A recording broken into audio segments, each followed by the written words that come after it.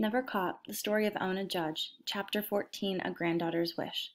Martha was going to turn 65 in 1796, and her life, as privileged as it was, had also hardened her. After all, she had lost all four of her children and her first husband. She had moved to the North when she considered herself completely a child of the South, and she had married a reserved man who had become the first president of the United States, which meant she would either have to travel all over the place to see him or stay home with him. She also had to carry the burden of the multitude of social events required of the president and his wife, dinner parties and other gatherings, entertaining important people from America and around the globe. On the surface, this was not difficult for Martha. She was a masterful hostess, always gracious and witty, but in private, Martha was unpredictable. Some days she would seem easygoing and patient. Other days she would snap at the slaves because of an accidentally overcooked meal or a candle not being instantly replaced. Ona had learned over the years to work alongside Martha even during her moodiest days. She had figured out how to tolerate Martha's outbursts by remaining calm at all times. It seemed that Ona had made some kind of peace with the future laid out in front of her. But then the most unpredictable of emotions, love, changed Ona's life forever. It was 1796. Martha Washington was consumed with planning a birthnight ball to celebrate George's 64th birthday on February 22nd. This meant that Ona was also consumed with the preparations, perhaps cleaning and hemming whatever dress Martha wanted to wear to the party. Ona may have had a needle in hand and dress on her knee when the letter arrived. It was addressed to George Washington. Although Martha's eyes would have widened when she recognized the writing, it was from her eldest granddaughter, Eliza Custis. Ona would have remembered her too. Eliza, the 3 years younger than Ona, the spoiled brat. George and Martha read the letter immediately. It turned out that Eliza had urgent news to share, news that required the Washingtons' immediate attention. Eliza had fallen in love with a man named Thomas Law, and was to be married as soon as possible. Wasn't it wonderful? Ona could tell from the Washingtons' reaction that they did not think it was wonderful.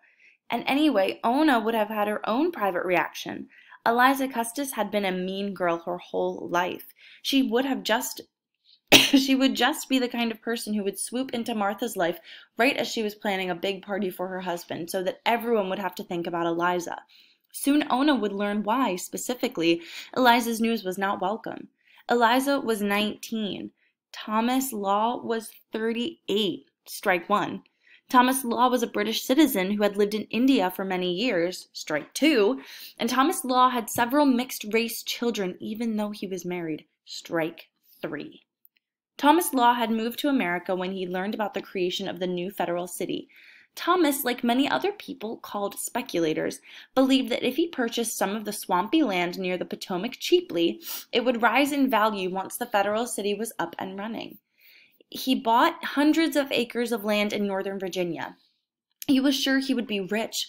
When he'd been buying up land, he'd met Eliza Custis.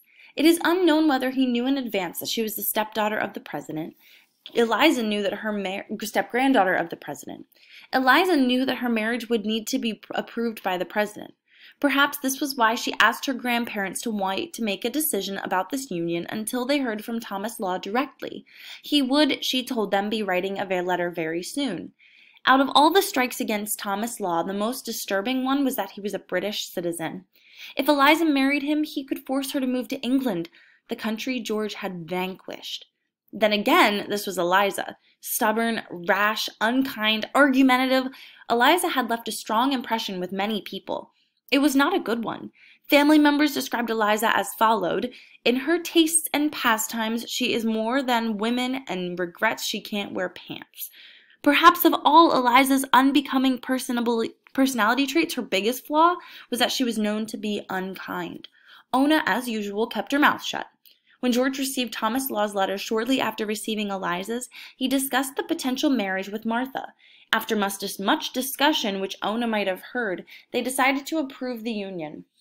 George responded to Eliza's letter with the following: "If Mr. Law is the man of your choice, of which there can be no doubt, as he had merits to engage your affections, and you have declared that he has not only done so, but that you find, after a careful examination of your heart, you cannot be happy without him, that your alliance with him meets my approbation." Technically, George had lied. Thomas Law's alliance with Eliza did not meet his approbation. He did not like Thomas Law. He wished that Eliza would not marry him, but he and Martha had decided it was not worth the trouble to disagree with their tempestuous granddaughter. For all intents and purposes, it seemed that the Washingtons had come to terms with Eliza's rash marriage plans. And while early America was still very different from modern-day America, there was one impulse that remains strong to this day: gossip.